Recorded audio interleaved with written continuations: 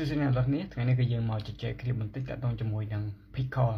តើ Pickle គឺជាអីគេហើយដោយសារតែវាកាត់ឡើងនៅក្នុង game យើងច្រើនមែនទែន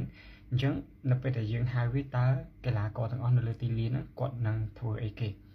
អ្នកនរគ្នា Pickle គឺជាការហៅរបស់ defender នៅពេលដែល defender គាត់ដេញតាម offense របស់គាត់មួយហ្នឹងហើយមានមនុស្សផ្សេងទៀតមកកាត់មកបាំងពីមុខគាត់អញ្ចឹងគាត់អាចហៅPickle បានប៉ុន្តែសម្រាប់ offense គឺយើងអាចហៅ Pickle នឹងបានទេព្រោះហ្នឹងវា apply ទៅលើតែ defender ឯងអូខេអញ្ចឹងអ្នកនរគ្នាឃើញនៅពេលដែលមានគេហៅ Pickle នៅខាងក្រោមដែលស្រាប់តែមានការរត់ប៉ះទង្គិចគ្នាអញ្ចឹងនៅពេលដែលហៅហើយកីឡាករគាត់នឹងឈប់គាត់នឹងឈប់អញ្ចឹងកន្លែងនេះខ្ញុំចង់ប្រាប់អ្នកនរថាបើនៅពេលដែលគេឈប់ហើយអញ្ចឹងកីឡាករទាំងអស់គាត់នឹងត្រូវ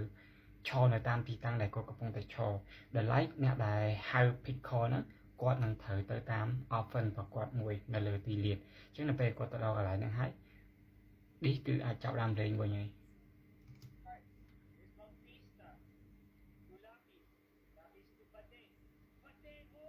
Oh, this is turnover.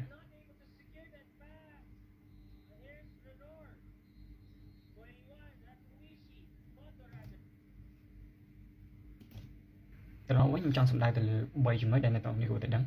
ទី1នៅពេលដែលហៅ Pickle នេះនៅពេលដែលនេះនឹងហោះទៅមនុស្សម្នាក់ទៀតគាត់ចាប់ជាប់បើសិនជាវាអត់ affect ជាមួយនឹងការលេងទេនេះនឹងចាប់ដើមលេងនៅកន្លែងដដែលហ្នឹងកន្លែងមនុស្សដែលកំពុងតែចាប់ហ្នឹងប៉ុន្តែបើសិនជាការគប់ហ្នឹងគឺវា affect ជាមួយនឹងការលេងគឺនេះហ្នឹងគឺស្ថិតនៅកន្លែងដដែលហើយមួយវិញទៀតបើសិនជានេះហ្នឹងយើងចាប់ដើមយើងគួរតែគូសហើយក៏ដូចជាផ្ដល់សញ្ញាឲ្យអ្នកដែលនៅក្នុងតារាងថាយើងកំពុងតែចាប់ដើមលេងហើយដើម្បីឲ្យយើង ready ក្នុងការលេងបន្តពងទៅមុខទៀតអូខេវីដេអូយើងគឺមានតែប៉ុណ្្នឹងទេហើយសង្ឃឹមថាវាគឺជាប្រយោជន៍សម្រាប់អ្នកទាំងអស់គ្នាដើម្បីស្វែងយល់ពីច្បាប់ក្នុងការលេងនៅក្នុងកីឡាតោះហោះមួយនេះអរគុណច្រើន